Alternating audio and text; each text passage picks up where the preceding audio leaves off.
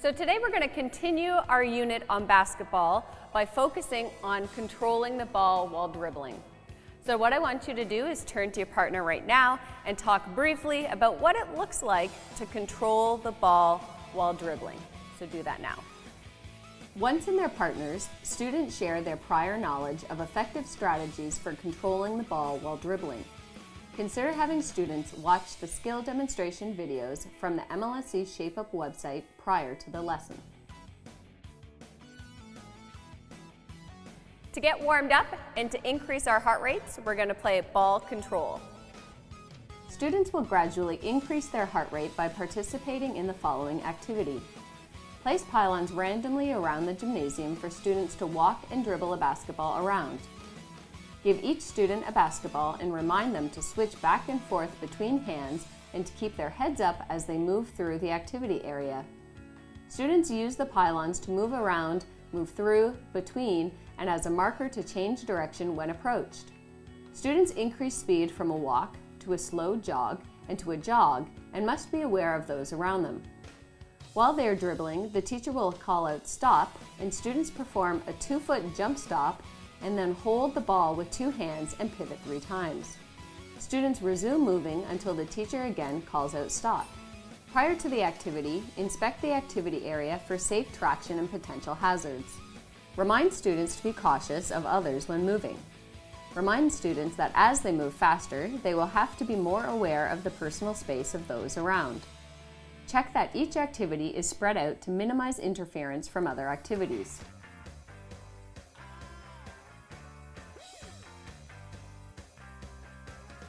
Now that we're warmed up, we're going to continue to work on controlling the ball while dribbling by playing a game called Experience the Dribble. With the basketball, students find an open space.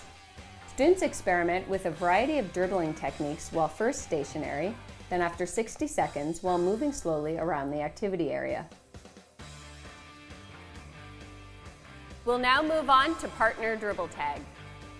Divide students into groups of 4. Each group will need 3 basketballs. Have 2 students stand 5 meters apart and pass a basketball back and forth using a chest or bounce pass. The other 2 students, each with a ball, dribble in a circle around the passing partners. They start at opposite sides of the circle and attempt to catch one another. Remind students that catch means to touch, not grab, push, or punch. Switch roles every 30 seconds. Teacher moves throughout the class, reminding students of the success criteria for sending and receiving a pass. Let's move on to putting it all together. Students work in groups of 4. Each group forms a line that faces across the width of the gymnasium.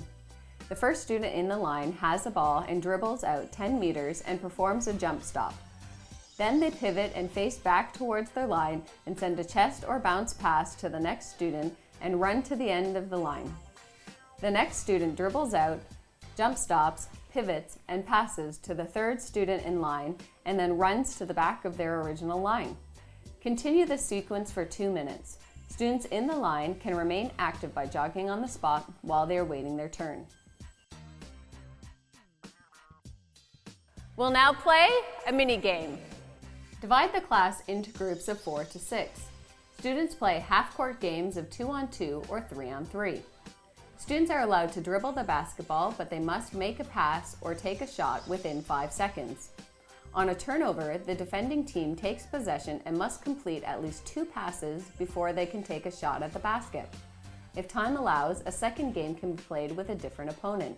Be sure to remind students of game strategies such as advancing the ball with the intent to score, using the triple threat options, defending the basket, quick transition from defense to offense using the fast break, and spreading out the court.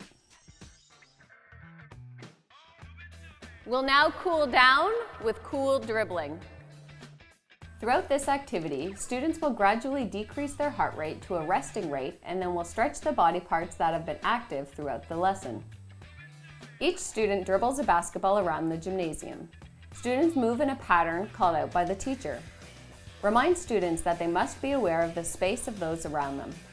While dribbling, the teacher will call out action, and the students stop dribbling with a jump stop and then pretend to take a shot, make a pass, or perform a dunk. After 10 seconds, they resume dribbling, but in a new pattern until action is called again. Repeat for 2 minutes. Students then find an open space and volunteers are asked to lead stretches that can be done while holding onto the basketball.